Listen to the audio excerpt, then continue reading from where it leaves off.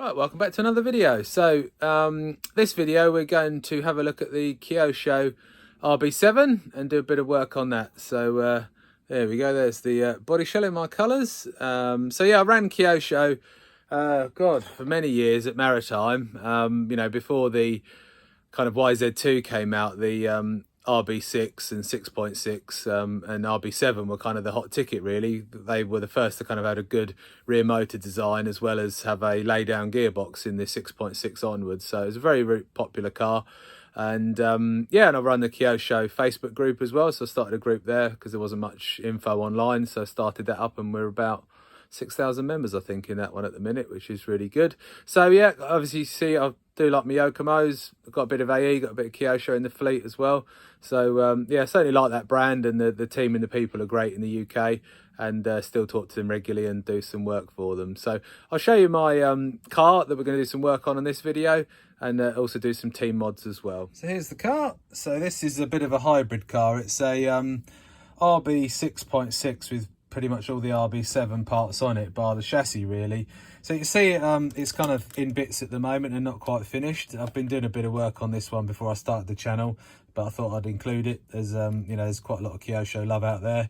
And also they appeared at the Worlds recently at where was it, Hobby Action. So yeah, that was good to see Kyosho there, and one of their designers was there as well, so he was kind of checking out the 10th scene. So who knows, we may see a Kyosho refocus their efforts on the 10th side of things. But we did see a few new parts at the Worlds. I'll put some pictures up now to show you, but there was side guards, there was a new rear ball stud location, and a sort of aluminium part here. There was new drive shafts, there was more modern style AE hubs on the back, and some other bits and pieces. So have a look at the pictures, check that out from the car at the Worlds, and hopefully we'll see some new bits from Kyosho and a bit of an update possibly. So that'd be cool. But anyway, back to this this car. So I've kind of fitted it out with just some electronics I had laying around. So I've got an old school 7.5 motor there, one of the quick run 120 MPSCs. What servo is this? One Armour servo I got off my mate Dimitri. So that's a really good servo actually. So I'll chuck that in there. And the reason we've got the steering rack out of it is there's a mod that the team do, basically where my dad's done quite a few for people, but what you do is basically machine 2mm down to move the ball stud further back on the steering rack, which changes the Ackerman angle of the car and gives it a bit more steering for the high grip tracks that we run on these days. So I'll take this to my dad's, we'll get it on the CNC, get that machine down, and then get it bolted back to the car. And to be honest, we haven't really got a lot to do to this one to get it finished, really. Could do with a bit more of a more modern style battery hold down system, but again at the Worlds they had something pretty cool there, so we'll wait and see if that ever comes out. And then we've got to pop a receiver in it. So I picked one of these DAS micro receivers up from AliExpress, about 17-18 pounds delivered, took about 12 days to come. So these are all soundbar compatible and really good. So I've got about 4 or 5 of these receivers, so we need to pop that in, and again do the usual setup we did in the last video. So do the camber, the toe, the ride height, obviously check the springs and the shock setup, because I can't remember. It's got AEV1 springs on it, as you can see, but I can't remember what shock holes I was running and pistons, etc. So we'll get the shocks apart and have a look at that. But the car isn't far away from being able to be ran, so we'll see what happens. But we'll recommission this old girl and get it running.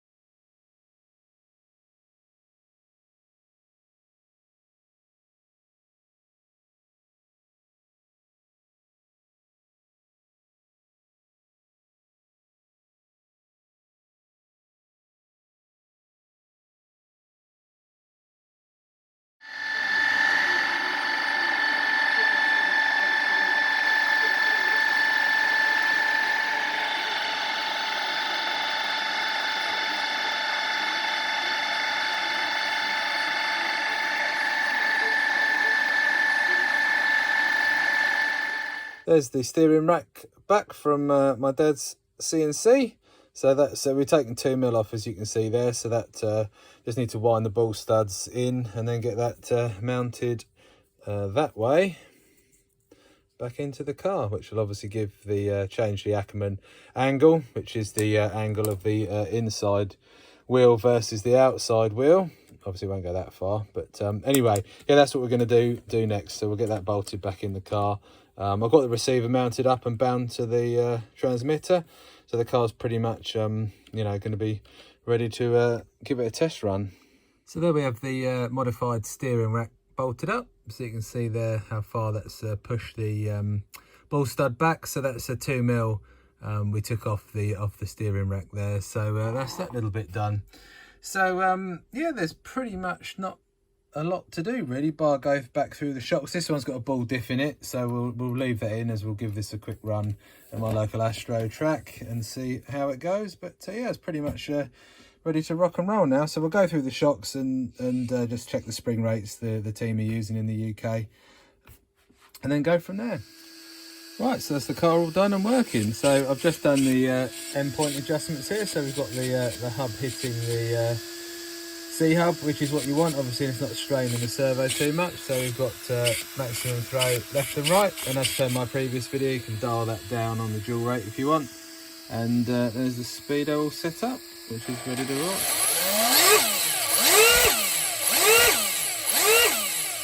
So there we go, so it's ready for a shakedown. So the next, let's just switch it off, it's a bit noisy. So the next bits we want to get on the car, which I'll probably do in a later video, is going to get some KM carbon towers, which is from Kyle Marsden. So he does some optional carbon towers for the front and rear, so we'll get that on the car. And then obviously we'll wait patiently for some of the you know, parts hopefully that will come out following on from the Worlds. One other mod I didn't mention that I've done to the car is this has all been trimmed out, similar style as you see on the pictures from the Worlds car. So just makes accessing the steering rack, normally finishes about here, but just makes the steering rack a lot easier to access basically, and maybe gives a bit more flex at the front. But to be honest, can't really see that, but it looks kind of cool. And you know, I just did that with a Dremel and clean it all up. Looks quite neat. So there we have it. So we'll get some wheels and tires on it and the body mounted up and take some pics of it outside. So as per my previous video with the Yokomo wheel speed in it, we've just checked the ride height and camber and everything. And to be honest, shock wise, you know, got 35 weight in the front, 30 in the rear, 1.62 hole in the front, 1.72 hole in the rear. So I think shock wise it's going to be about right. We can sort of play with the springs when we're at the track and see how it handles when we're there. But overall it's ready to rock and roll now. So there we go, looking forward to giving it a spin. It's been a while since I've ran this car, so it'd be nice to compare it against the more modern cars. But I know some of the UK team, especially Ollie Natris, have been doing really well with the Kyosho car still. They've got a few mods on theirs, but nothing that's too drastic. And I think at the first slow indoor meeting, Ollie TQ'd ahead of Lee Martin, so that's pretty damn good. So the car's definitely still got some pace, and the geometry's still pretty spot on for the modern tracks and surfaces we run on. So yeah, let's hope Kyosho do some more updates to the car, and hopefully an RB8 one day. That'd be awesome. So you know, that's hopefully a good sign, the fact that they spent the money and sent people to the world. So that's pretty cool. But there we go, what a handsome looking buggy. Always looks awesome, this beast, and got a lovely paint job on it as well. It was done by my mate James, so that's cool. Anyway, that concludes this bit. Right, so grab a cup of tea and we'll do story time on the Kyosho RB6 and RB7. So the Kyosho first hit the market with the RB6 in 2013. It was a sort of successor to the RB5 SP, which was their kind of last off-road buggy that they did previous to the RB6. And it was a great car. Jared Tebow won the World Championships with it in 2013. In mid-motor configuration. So the RB6 you could build it in rear motor or mid-motor, 4 gear, and then there was a conversion you could do to run it 3 gear kind of mid-motor.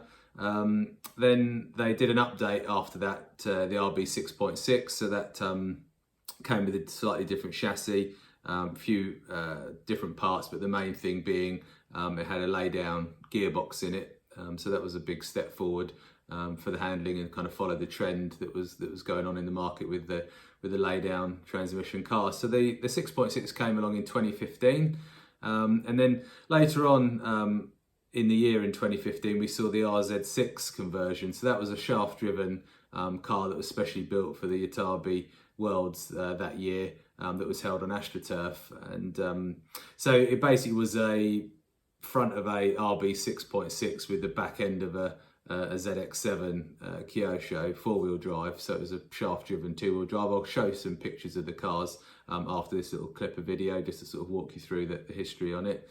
Yeah, the car went really well at the 2015 Yatabe Worlds. Jared Tebow TQ'd with the car, and it looked really good, but unfortunately had some mistakes and rough luck in the finals there, and that was when Spencer Rivkin became world champion at 15 years old, I think he was then, so that was pretty cool. So yeah, it was the podium at the Worlds there was Rivkin took the world championships, and then Jared Tebow was second with the RZ6 Kyosho, and the third was Ryan Cavalieri with his Associated back then.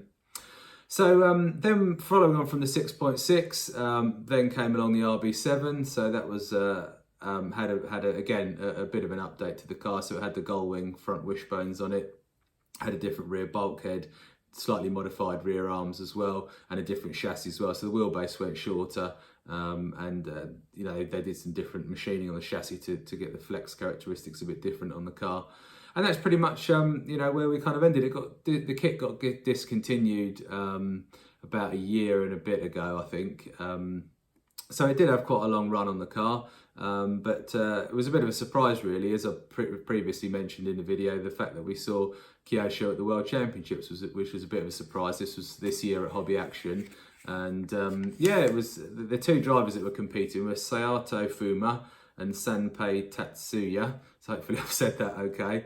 But they went really well. The cars looked good on track, and they didn't let themselves down. They were kind of, you know, mid-placed in the finals. I think the highest place final was an F final, I think. I'll have to go back and check some of the screenshots that were taken from the Worlds. But yeah, and the car certainly had some new bits on it, which was great to see. So you would have seen the previous pictures of the car they ran at the Worlds. So you know, if we keep everything crossed, we might see like an update to the RB7, possibly like maybe an RB7.5 with some of the parts from the Worlds that the guys ran, which would be welcomed. And then, you know, if that's going well, then hopefully an RB8 in the future. But it was great to see, you know, Kyosho back at the World Championships and them refocusing on 10th. And they've had a lot of success with their re-release vintage cars and what have you. So, you know, hopefully it's a sign of things to come.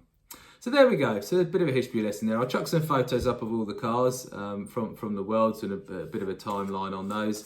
And that really concludes this video. So I'll get some video of the Kyosho out on track, and we might run it on some carpet as well. But we'll get it out on Astro, give it a shakedown while the weather's nice in the UK in autumn before the rain comes, and then we'll get out on the carpet, give it a whiz there, see how it fares, and then get the stopwatch out again and see what it compares lap time wise to some of the more modern cars that are out there.